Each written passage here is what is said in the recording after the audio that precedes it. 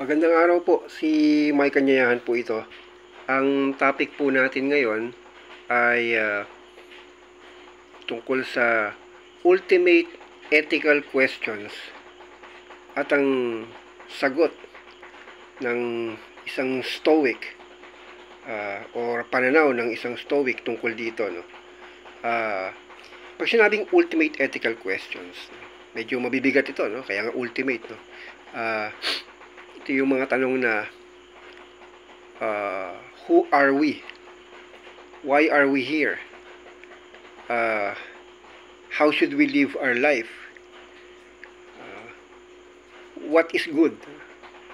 What's the highest good? And what's the criterion of goodness? No? Ano to, no? Mula nung panahon ni Socrates or mula kay Socrates, no? Marami ng attempt na sagutin ito pero nauuwi sa ano, no, sa walang katapusang argumento. At kahit nga sa Plato's Dialogue, no, siguro isang library na yung katumbas ng dialogue na to para pag-usapan ito, pero masyadong malalim, no? And I don't think if 45 minutes video would suffice para sagutin ito, no? Kaya speaking of length of video, no, kasi may ilan na nagre-request na maging straight to the point tayo, no? Kasi naintindihan ko dahil napakahaba nga ng mga videos, no? On the other hand, marami naman ang gusto na magpalalim tayo doon sa mga topic, no. So sa akin naintindihan ko yung mga request na 'yon, no? Kasi hindi lahat ng tao ay mahaba ang pasensya sa pag-i-spend ng mahabang oras sa isang bagay, no. So hindi ko naman sinasabi na na very short ang ang span natin sa sa pagbabasa or panonood, no? O sa pag-aaral, no. Meron talaga kasing mga topic na na pwede mong isang bagsakan sabihin. Ito 'yon, no? Especially kung ito ay mga tungkol sa mga DIY, self-help, or ano ba to? Mga trivia, mga list post like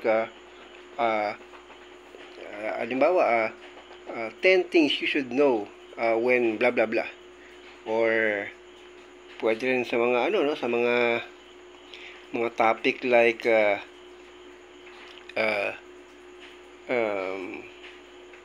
mga psychology, o yung mga nababasa natin sa sa internet, no. Nakukuha to ng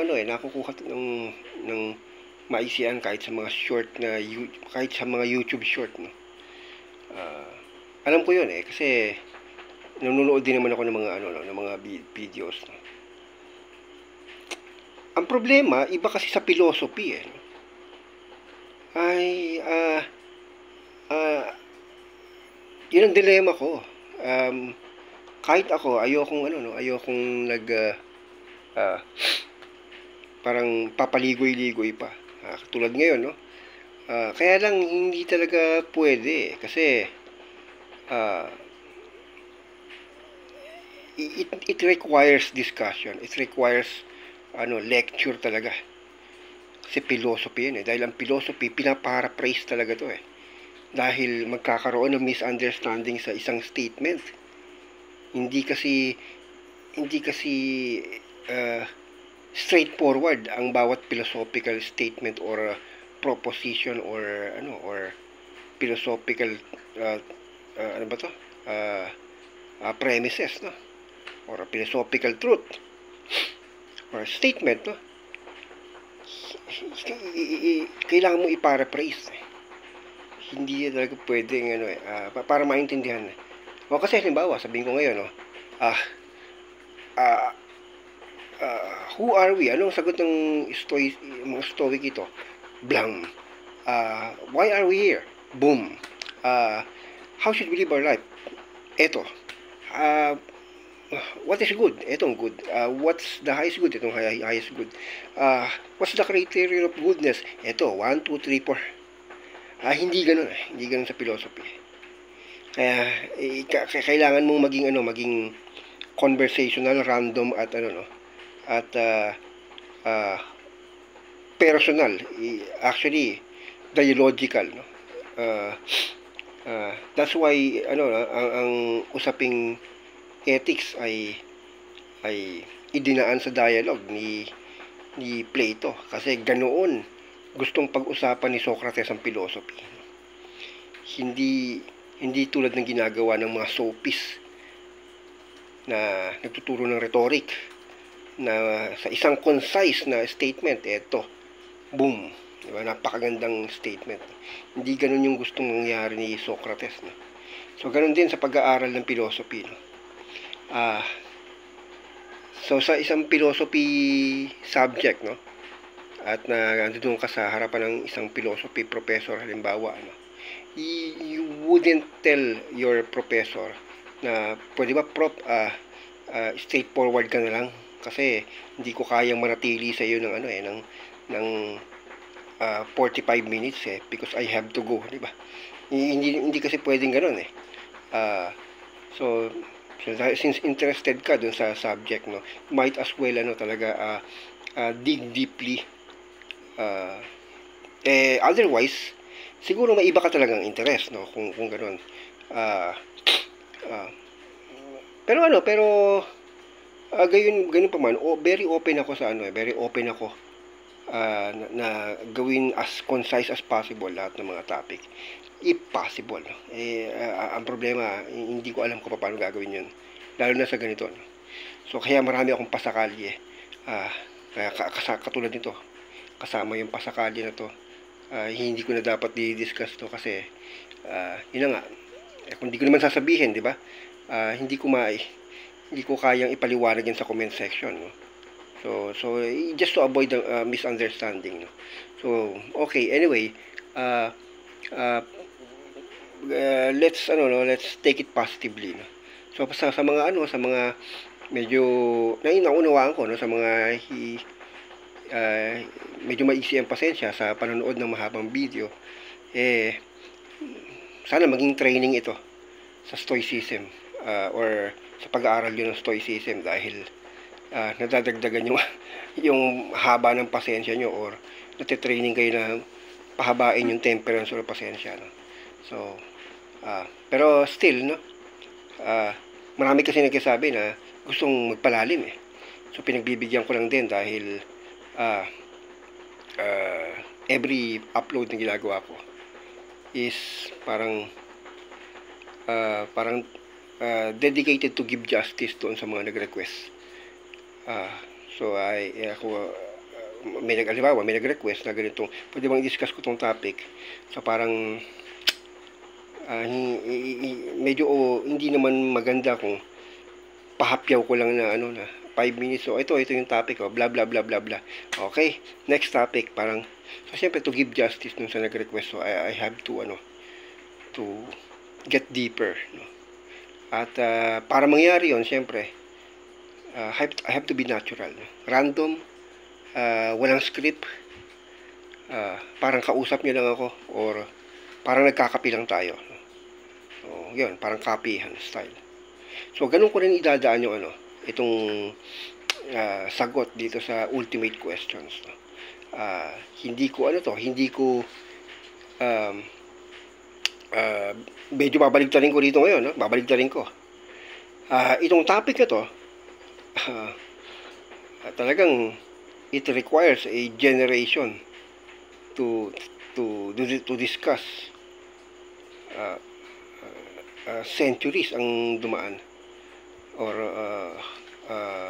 it took centuries para para pag-usapan to, pero hindi pa rin nasasagot, although may mga attempt na sagutin ng actually may mga sagot, kaya lang walang consensus.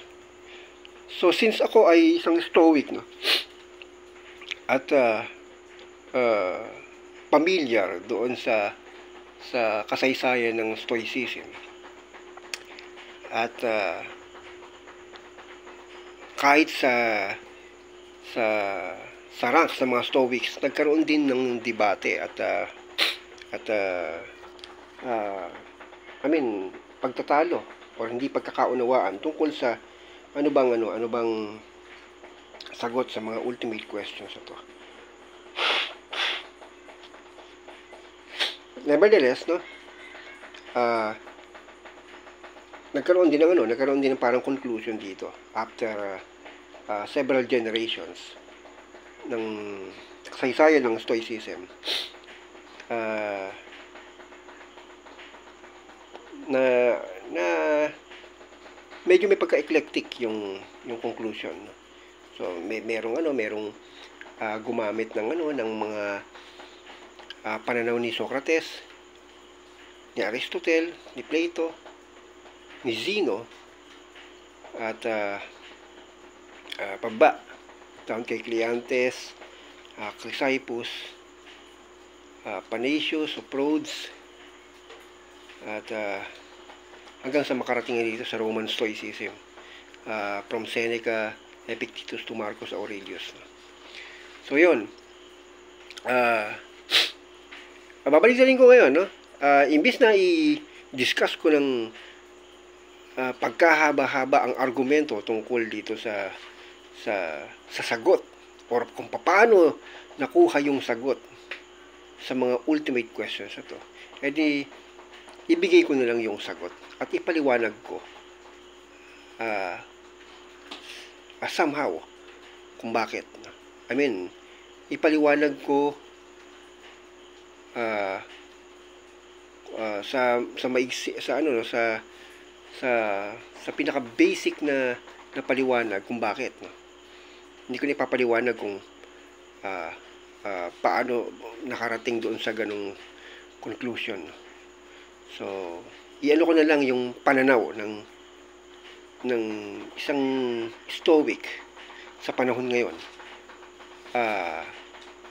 kung ano ang sagot sa mga ultimate questions ito. Okay? So ngayon, isasagutin ko ito sa pagbibigay ng pinaka basic principle ng stoicism. Ito yung tinatawag na oikiosis.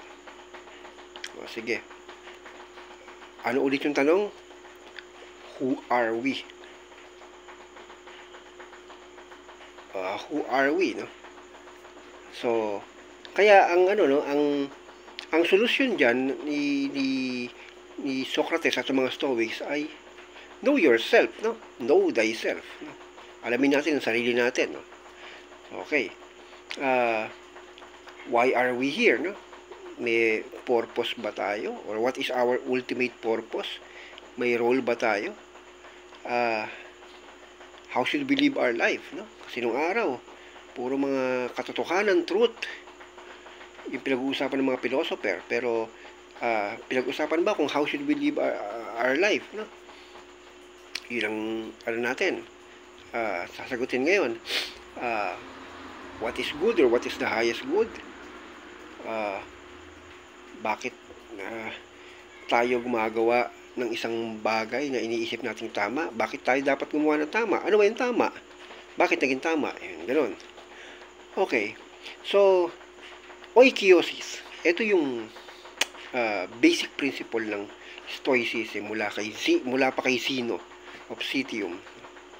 At ang mga followers ni Zeno ay nagsasabing ang oikiosis ay ang beginning ng justice. So, when we talk about justice, eto na. Dito napapasok yung sinasabi nating what is right, what is good, what is evil, what is not right, or what is wrong, diba? So how should we live our life, diba? Ito, sasagutin ito. Siyempre, ang sagot yun ay justice, no? Pero, anong klaseng justice? Ito ba yung justice na pinag-uusapan ng ng mga congressman, magawa ng batas, tapos yun ang ipapatupad ng mga pulis, at ngayon ang magsasabi kung ang ito ba ay tama o mali ay yung mga hurado o korte?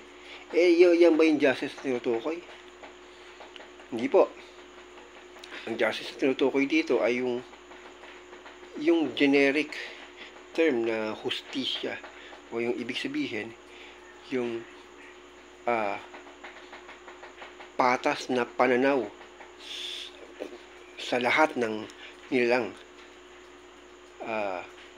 Ito yung respeto sa katauhan o kahayupan o sa kahalamanan, respeto sa karakter o sa nature ng isang nilalang, diba? So justice, no? Kaya nga kanina, ang term ko kanina, yung mahabang videos ko is intended to give justice doon sa nag-request. Bilang respeto doon sa nag-request, no? Ito yung yung ibibigay ko. So justice, ito yung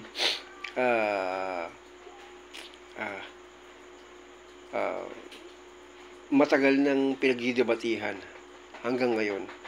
What is just, no? Diba? In fact, even the question, is justice a virtue or is justice virtue? Iba kasing a virtue or virtue, yung malaking V or So, anyways, okay, so oikos is the beginning of justice. So mapapahapyawan dito yung mga tanong na to, mga ultimate questions, mga ultimate ethical questions, no, sa pag-discuss ng oikiosis, no. So, isang Stoic doctrine ang oikiosis. Oikiosis, ito ay Greek word na ibig sabihin ay affinity or affiliation. Kasi pag sabi oiki yun, no? Parang parang sa bahay, household, or ganyan yung root word niya, no? Parang sa economics, no?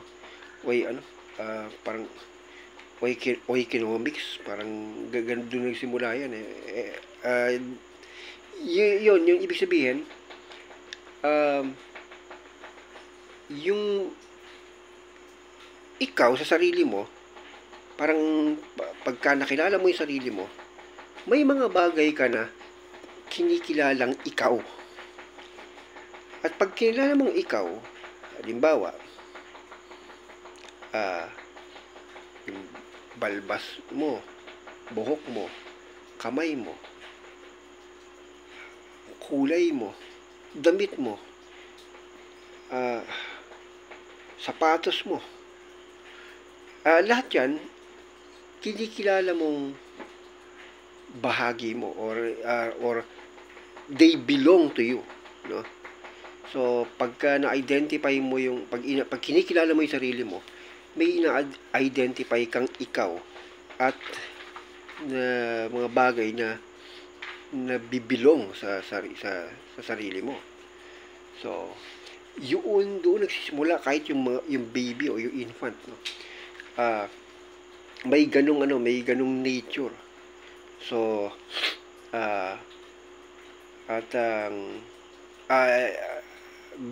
bago mag-oiki yun, bago magkaroon ng oikiosis, no? Meron kang tendency kahit sa infancy pa lang na alam mo yung nature natin na to preserve oneself, no? Self-preservation, no? Lahat ng nilalang na kahit halaman, no? mga lahat, mga hayop, lahat. Merong ganung kalikasan na i-preserve yung sarili. Otherwise, lahat yan si suicide, no? Pero syempre, may reaction ng bawat nilalang. Halimbawa, i-sinesense nila kung ano yung dangerous, no? So, alam nila kung ano yung dangerous. So, ngayon, iiwas sila sa danger, di ba? Bakit, no? Kasi, yun nga, meron tayong nature na to preserve oneself, no? I-preserve yung sarili, or self-preservation. So, doon nagsisimula yon. Dahil doon sa self-preservation na yun, pinoprotektahan mo yung sarili. Di ba? Bakit? Kasi, nakikilala mo yung sarili mo. Uy, ito pala ako. So, kaya pag ikaw, mayroong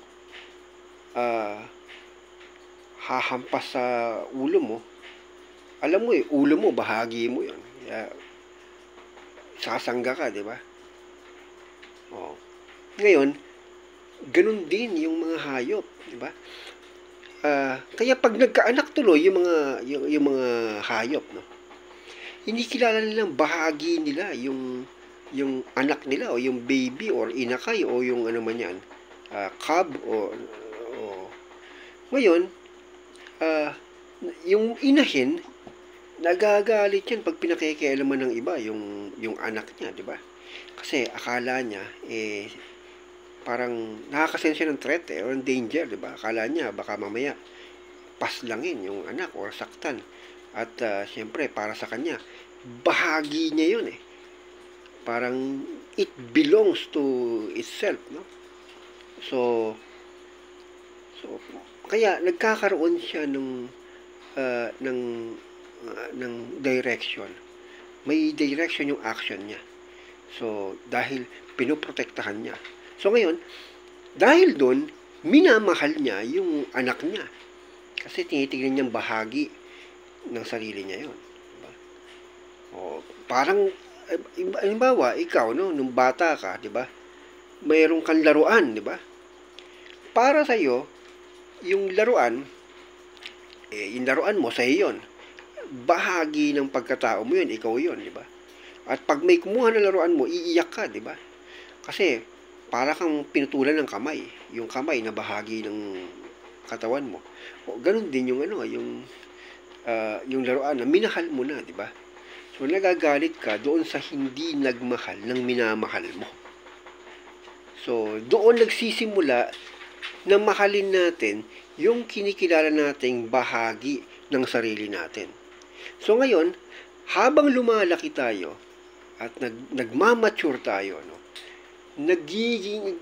yung oikiosis na to ay nagiging self-conscious oikiosis. Pag sinabing self-conscious oikiosis, di ba, nagkakaroon tayo ng kapasidad na gumamit ng reason, at sa paggamit ng reason, naiintindihan natin at nakikilala natin kung ano tayo, sino tayo. So, doon papasok yung question na who are we? So, nakikilala natin sarili natin na, sandali, hindi lang pala ako isang flesh. Ako rin pala ay isang anak. Ako rin pala ay isang estudyante. Ako rin pala ay isang kaibigan. Ako rin pala ay isang kalaro. Ako rin pala ay isang kaaway. Ako rin pala ay isang makulit. Nakikilala natin unti-unti. So, dahil dito, sa pagkilala sa sarili, lumalapad yung circle of concerns natin, no? So, meron tayong nagmula sa sarili, papunta sa pamilya, no? So, kinikilala natin na, uy, ako, halimbawa, anong apelyido ko, Anyayahan, no? Uy, Anyayahan ako. So, yun. Nakikilala ko na ako ay nasa pamilyang ganito, yan. So, nakikilala ko yung pamilya ko. At bahagi ng pagkatao ko o sarili ko. So, minamahal ko yung pamilya ko. So, ngayon, anumang mga action ko ay involving sa kanila. Na, hindi lang protektahan sarili, kundi protektahan din sila. So, ngayon, natututunan ko kung ano yung tama para sa pamilya. Dahil nga, di ba, yung nature natin, self-preservation. So, ibig sabihin, kapag medyo naagrabyado ang isang miyembro ng pamilya ko, siyempre, umiiral yung empathy ko. Nalalaman ko kung anong kailangan niya, kung anong dapat at hindi dapat na mangyari. So, yun yung nag-govern sa akin. Diba? So, yung empathy at love, no? So, kaya yung pagmamahal sa sarili, yun yung starting point. Pero lumalapad ang sarili habang nagiging self-conscious ka. Lumalapad yung sarili mo. At para sa iyo, yung pamilya mo yung sarili. And then, habang nagmamature ka, no, hindi lang pala yun. Yung circle of concern mo, lumalapad hanggang sa mga kaibigan. Kaibigan. So, dahil nakikita mo na kapareho mo itong isang tao, diba? So, nagkakaroon ka ng empathy, diba? So, pareho pala kayo. Kaya, feeling mo, pagka siya api, feeling nakasaktan ka na api din siya. Or, natutuwa ka kapag ka siya ay nagtatagumpay kasi nakikita mo yung sarili mo sa kanya nung ikaw ay bigo at nagtatagumpay ka. So, yun. Totoong kaibigan ka. Kung ganun, kasi nagmamature ka, nakikita mo na, uy, itong kaibigan ko or circle of concerns ko ay parang ako pala. Kasi parang pamilya ko na siya.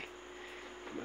Yun ang turing ko sa kanya kasi nakikita kong bahagi siya ng sarili ko. Parang pamilya na, parang kapatid ko na. So, ganun nagmamature ka. So, syempre, kaya nga napaka-immature kung ikaw ay hindi marunong makipagkaibigan. So, hindi ka marunong makipagkapwa-tao. So, kaya ang maturity natin ay lumalawak, tumataas ang maturity natin kung lumalawak ang circle of concerns natin. So mula sa mula sa mga kaibigan, umaabot na sa komunidad, no? Nandiyan na yung parang, sige, itong komunidad na to, environment ko, it defines me. Saan ka nakatira ngayon? Nakatira ako sa isang mapayapang komunidad. Subdivision man yan, or squatter area man yan, or sa town man yan, or anumang bundok man yan, o ano. It defines you, no? Parang para sa iyo, yung environment na yon, you belong to it and it belongs to you. So kaya gagawa ka ng paraan para maging maayos yung buhay sa komunidad na yon.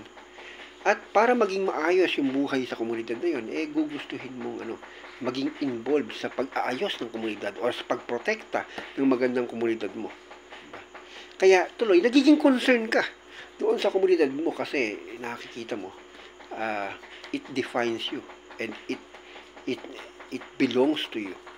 So, napapamahal ka doon sa komunidad mo. Diba? So, doon, tumataas yung antas ng maturity mo. No? Nagiging unti-unti nagiging self-conscious yung oikiosis mo. At hindi nag-i-stop doon. No? Ang maturity bilang tao. Kasi tao na gumagamit ng reason, no? Naiintindihan mo na hindi komunidad lang or no man is an island, no? Hindi kayo nasa isang island lang. Alam mo na meron pang mas malawak bukod sa komunidad, no? So, ibig sabihin, ang itinuturo ng stoicism dito ay hindi exclusivity. Hindi exclusivity na mahalin mo lang sarili mo, o mahalin mo lang pamilya mo, o mahalin mo lang kaibigan mo, o komunidad mo, o mahalin mo lang yung lipunan mo, o yung Pilipinas lang, mahalin mo. Hindi. ang itinuturo dito ay mahalin mo yung sangkatauhan. Kasi, dito mo maano, no? Makikita na kung wala ang sangkatauhan or sanlibutan, wala ang komunidad mo, diba? So ngayon, na-identify mo yung sarili mo bilang isang tao na nabubuhay sa mundong ito, na para manatili ka sa buhay na ito, nagiging mapagmahal ka sa anumang bagay na nilikha dito sa mundong ito. Andiyan yung nagiging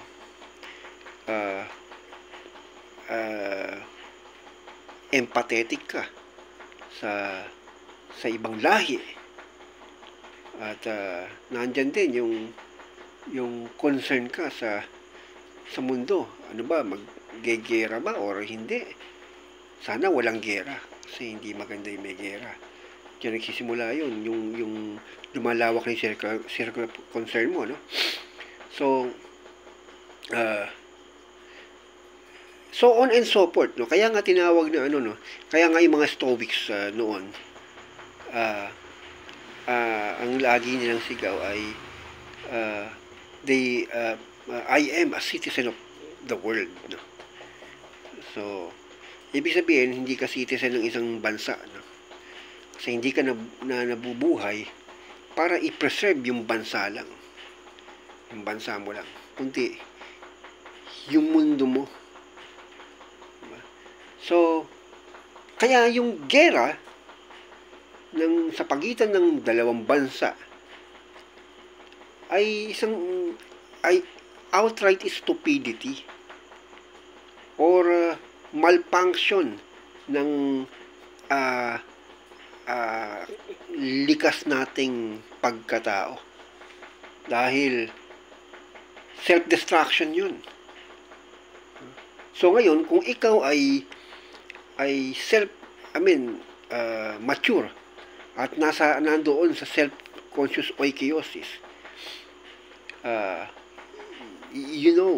it's not parang it's not your nature to destroy yourself, no? Kasi para sa iyo, itong mundo na to, ikaw to, diba? Bahagi mo to. Kaya pati yung kalikasan, iniingatan mo, at etc. Gusto mong magkaroon ng maayos na mundo, diba? So yun yung nature natin. Bakit ngayon bakit tayo involved sa mga politics, no?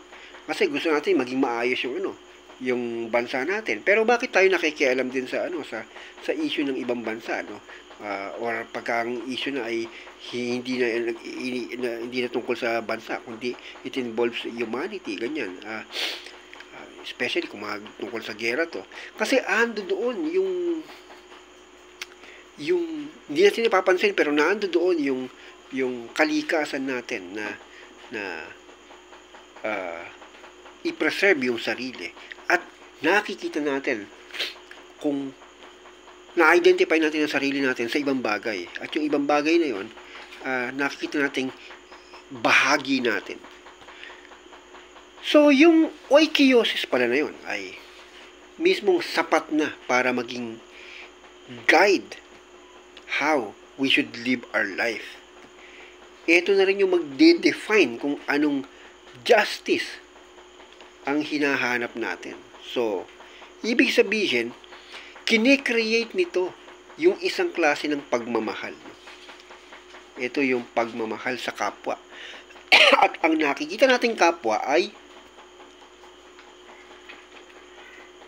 magulang mo, kapatid mo, anak mo, kaibigan mo, kapitbahay mo, kalahi mo, at kapareho mong tao. At ngayon, bilang tao, nakikita mo rin kapwa mo. Yung mundo mo, kasama na rin ang kalikasan. Bilang kapwa mo. At pag nakita mo na nasira ang isang uh, uh, habitat or environment parang ikaw yung nasira, no? So ganun, doon ang justice na to ay hindi lang sa pagitan ng dalawang tao o hindi lang na umiikot sa lipunan ng tao, kundi it also governs how we should utilize uh, uh, things around us, like yun nga, mga bagay na mga living things at non-living things, no? So yung justice, it also applies doon sa pagbibigay ng respeto doon sa sa mga bagay na hindi nabubuhay. Tulad ng lupa, tulad ng mga bundok o ilog, yan, ganun. Yan. So yun yung what is good, no? So syempre, yun na yung magsasabi sa iyo kung ano yung good, no? So yung justice na kinikreate ng oikiosis na yun. So ibig sabihin, magsimula tayo dun sa sa sarili, no? What is good? Siyempre, i-preserve mo yung sarili mo, huwag ka masaktan, diba? Ngayon, kung medyo malaki na malawak na yung circle of concern mo sa mga anak mo or kapatid or member ng pamilya, what is good? Huwag silang masaktan, diba? So yun, so on and so forth, no? So dapat hindi natin saktan ng isa't isa. So ngayon, kung mahal ko yung sarili ko kasi pinipreserve ko yung sarili ko, so yung sarili ko pala ay hindi lang yung sarili ko, kundi kahit yung pamilya ko. So minamahal ko yung yung pamilya ko. So doon pa lang ginaguide na ako kung ano yung tama o yung what is good, no? So what is good is nga mahalin yung sarili, yung pamilya, kaibigan, komunidad, sangkatauhan at sanlibutan, no? Ngayon, papasok doon sa pinakamas malawak pa, sanlibutan. Ano bang sumasakop sa sanlibutan, di ba? Merong isang kapangyarihan dyan, no? At straightforward na ako, sige, Diyos. Mahalin mo yung Diyos, di ba? Sa mga hindi naniniwala sa Diyos, o mahalin mo kung ano ang puwersa o prinsipyo ang nagpapatakbo, ang nag-go-govern sa buong sansinukob, no? So, pero siyempre, sa pagmamahal mo doon sa mula sa sarili, kaibigan, komunidad, sangkatauhan, sanlibutan, sansinukob at sa Diyos, no? Doon nagsisimula kang maging conscious na ang tamang paraan pala para mabuhay is to live in accordance with nature, or to live in accordance with your nature or with nature, no? So to become one with nature. So yun. At para maging isa sa sa nature, yun nga, gagamit ka ng ng empathy at love, no? At yun na yung mag-go-govern sa'yo kung ano bang Kaya nga 'di ba sa Christianity, no? Isinamarize na ni Jesus Christ lahat ng mga batas, ng Old Testament, na Ten Commandments, at sa ano pa ba, mga kung ano-anong mga batas ni Moises, sinamarize ng Jesus Christ. Love one another. Love one another. So yun yung mag-govern. So at ganoon din naman sa sa ibang relihiyon tulad ng ng Buddhism at Taoism. So yung empathy at compassion. Kaya hindi totoo na yung mga Stoic daw ay hindi compassionate. Mali. No? So, yung compassion yan ay nagsisimula yan sa sarili. Diba? At ganun nga, pag ikaw bata ka, may alaga kang hayop, diba? Iiyak ka pag namatay yung alaga mong hayop. Kasi likas sa iyo na magkaroon ng compassion, especially kung yung hayop ay kinilala mong bahagi ng sarili mo. Kasi hindi mo alam, parang kinikilala mo ng sarili mo yun. Diba? So, yun. So, in short, yung tanong na, who are we? Doon gagana sa oikiosis yung pagkilala mo sa sarili mo. Kinikilala mo yung sarili mo, hindi lang ikaw na nagsasalita o may ulo, may dalawang kamay, dalawang paa, hindi. Kinikilala mo yung sarili mo in relation sa connection mo sa kalikasan. So kaya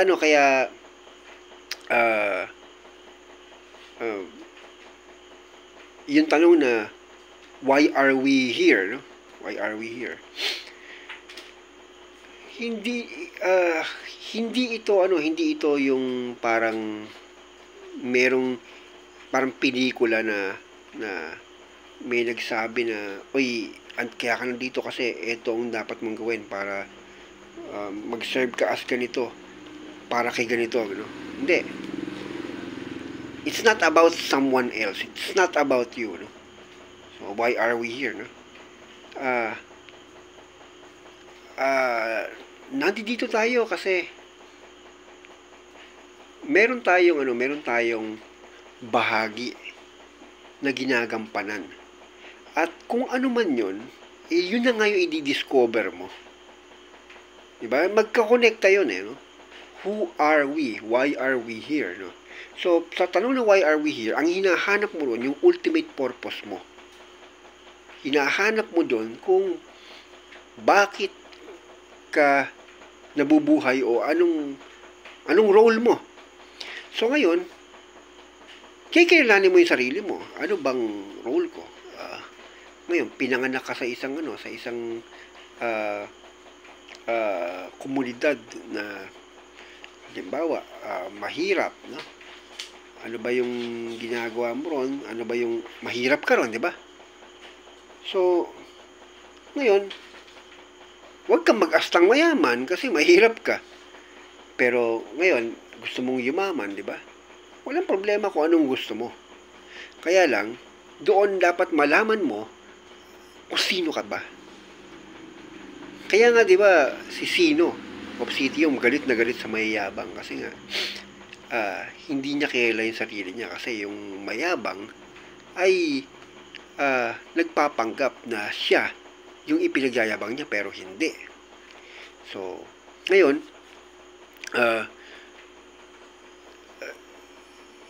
isang paglayo o malfunction sa pagkilala sa sarili yon.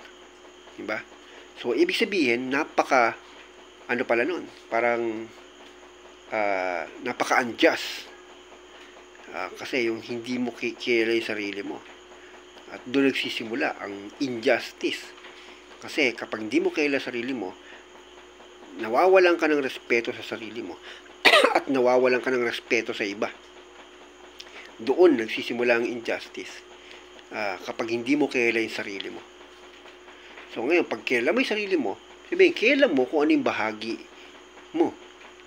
So, kaya, ngayon, kapag kakilala mo na yung sarili mo, ipe-preserve mo yung pagkakakilala mo na yun. Ipe-preserve mo yung sarili mo na yun. So, halimbawa, kilala mo yung sarili mo na